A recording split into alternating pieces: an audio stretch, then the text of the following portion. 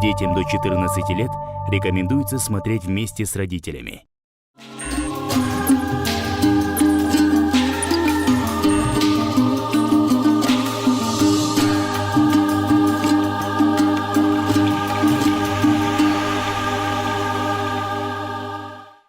Ассаламу алейкум, уважаемые телезрители! В эфире передачи «Сүбелі сөз» и я, ее ведущий Турсунбек Камурзаков. Международная федерация женщин утвердила праздник Международного дня защиты детей. И с 1950 года Организация Объединенных Наций отмечает этот праздник, и мы тоже в Казахстане отмечаем этот праздник Дня защиты детей. В Казахстане насчитывается около 5 миллионов детей. Несмотря на такое количество, 36 тысяч детей у нас находится в детских домах. И надо сказать, что количество этих детей в детских домах уменьшается, но не так, как хотелось бы.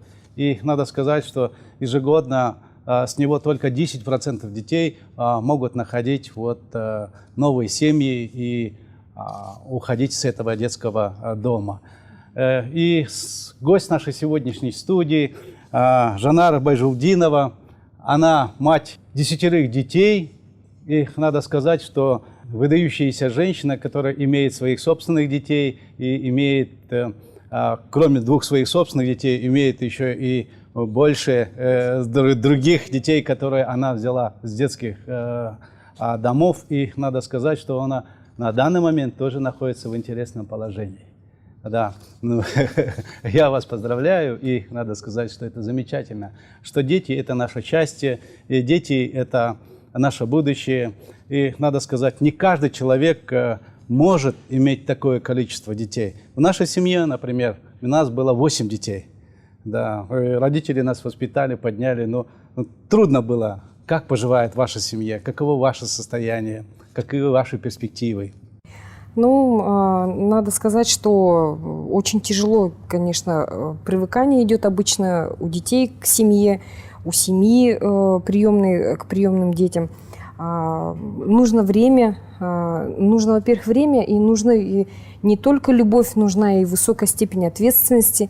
Нужно воспитать так, чтобы не навредить, потому что большинство детей с детских домов приходят с потребительским отношением к жизни, к окружающим, к обществу, поскольку они были когда-то преданы, они уже воспринимают любой подарок, любую помощь как должное, и воспитать в этих детях путем трудотерапии или путем обучения достойных граждан страны не так-то просто.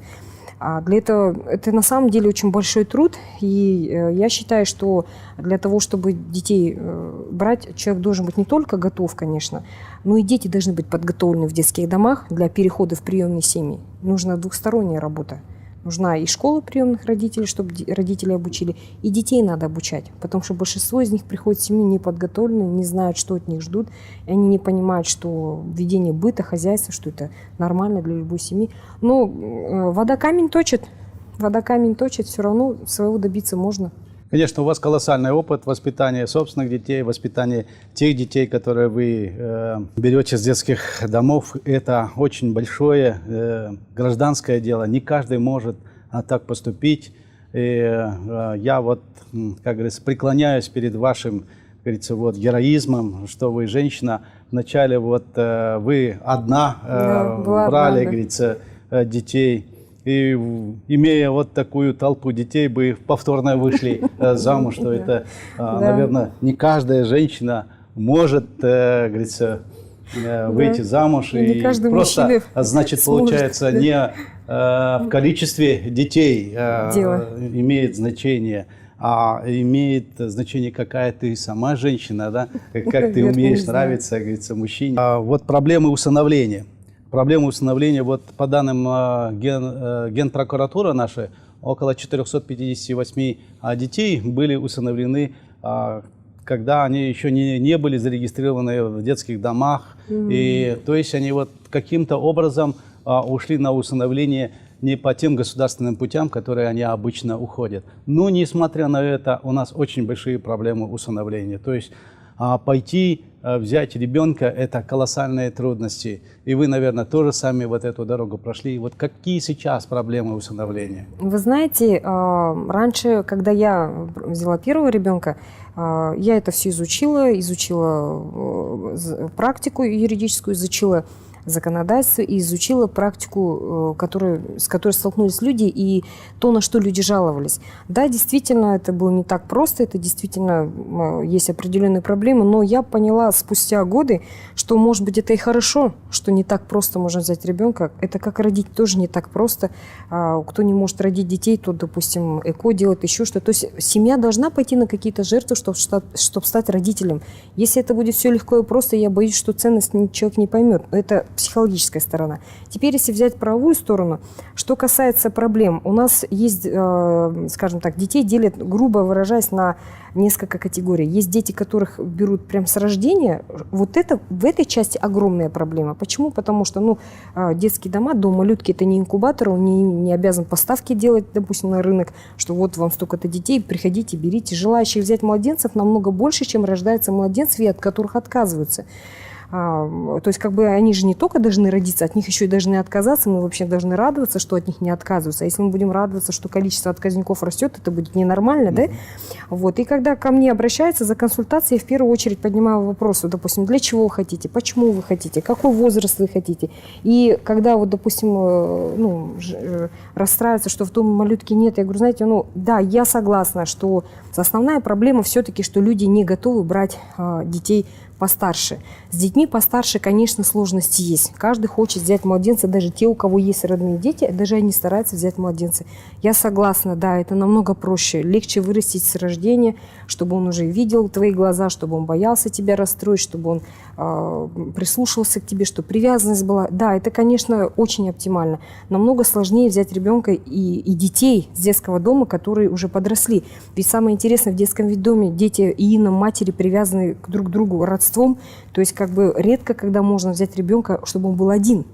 Чаще всего 2, 3, 4, 5, даже до 8 человек насчитывается. Естественно, человеку сложно. Поэтому проблема здесь в основном все-таки, наверное, связана с тем, что человек должен определиться с реальностью, то есть изучить реальность, понять и понять, что он на самом деле хочет.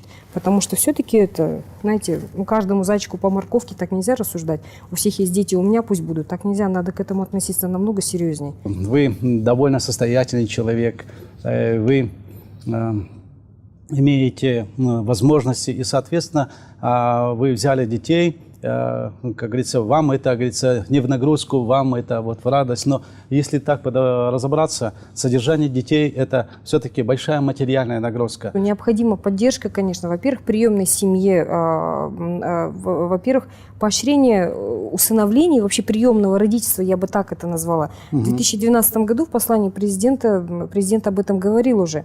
Но за эти годы, которые я занимаюсь с детьми, я бы не сказала, чтобы я почувствовала на себе или на других приемных семьях какое-то поощрение в усыновлении или в приемном родительстве. Почему приемное родительство? Потому что туда можно включить и приемная семья, и патронатная семья, и подопечная семья.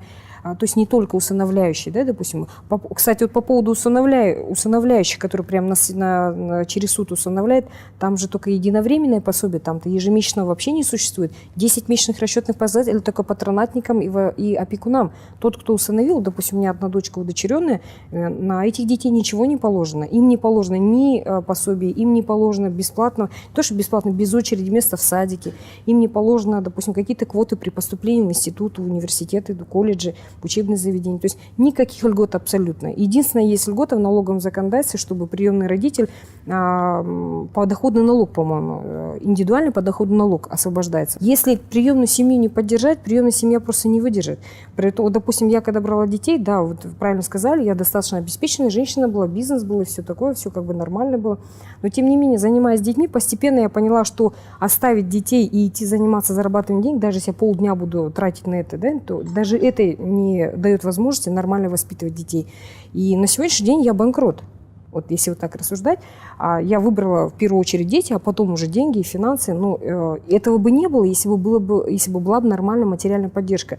Приходится приемным родителям, если они, допустим, душой и сердцем болеют за детей, искать спонсоров, которые помогают им, допустим, оплачивать репетиторов, поскольку дети из детского дома приходят с очень низким уровнем знаний, которые они должны получить в школе. Школы не готовы для принятия приемных детей в школу. Допустим, ребенка переводишь с детского дома, они все учатся в школах, которые рядом с детским домом, но переводишь, когда в школу по месту твоего жительства, поскольку по микроучастку все переводят своих детей, ну и города большие, и надо, чтобы рядом с домом ребенок учился, это может быть даже другой населенный пункт, не особо охотно идут навстречу.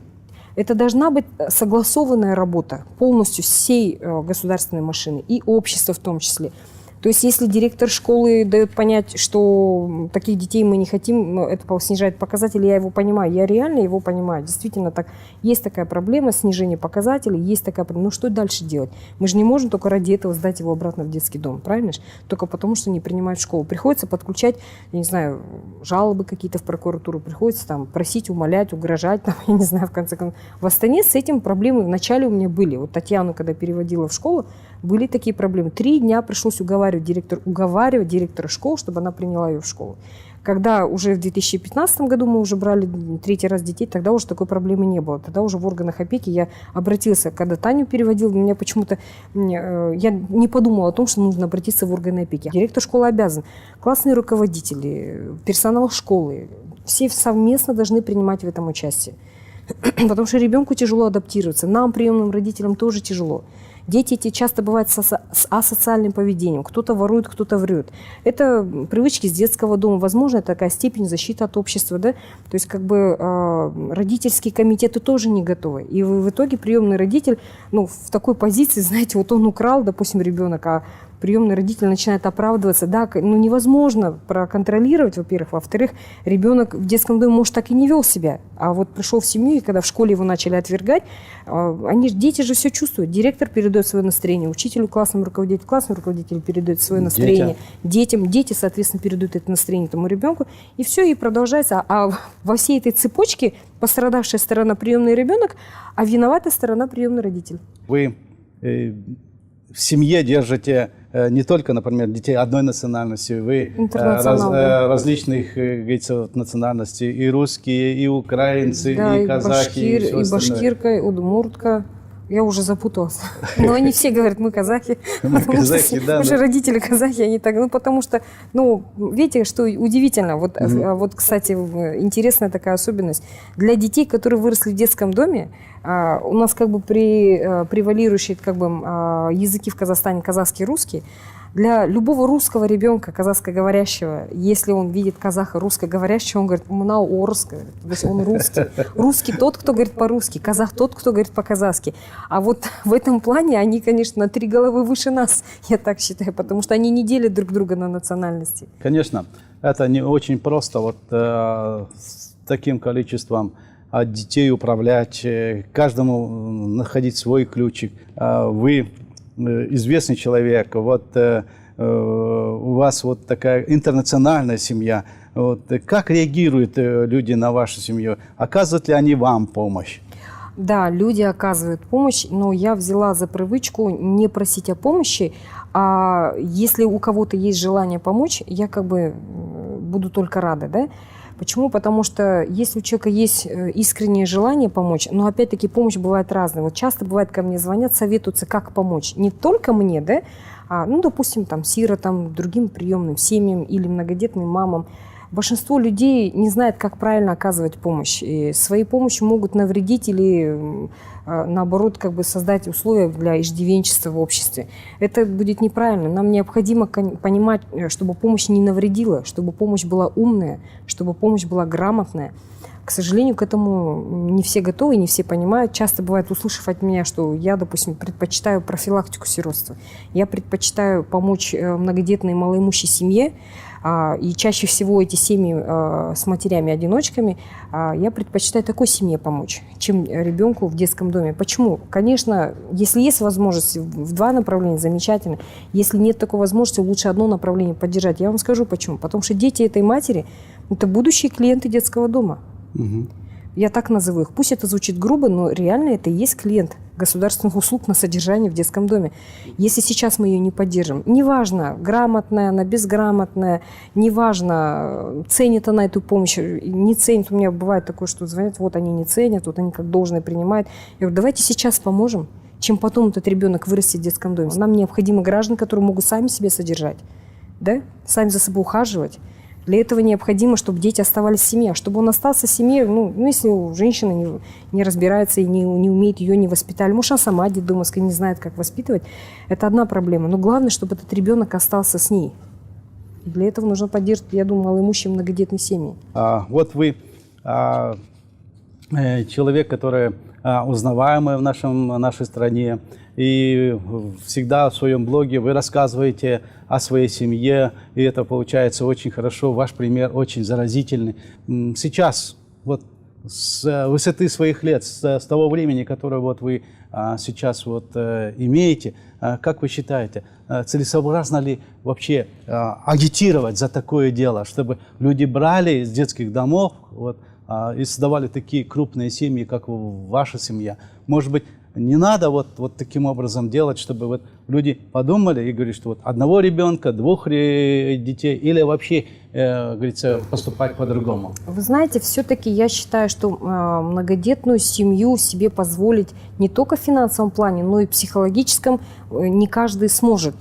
Поэтому, возможно, если каждый возьмет хотя бы учитывая, что по одному ребенку там нет, по двое, они же привязаны родством друг к другу, хотя бы по двое или по трое, я думаю, даже этого достаточно. Я скажу одно, я не жалею о том, что было сделано когда-то, но я не уверена, что все смогут так же, как я.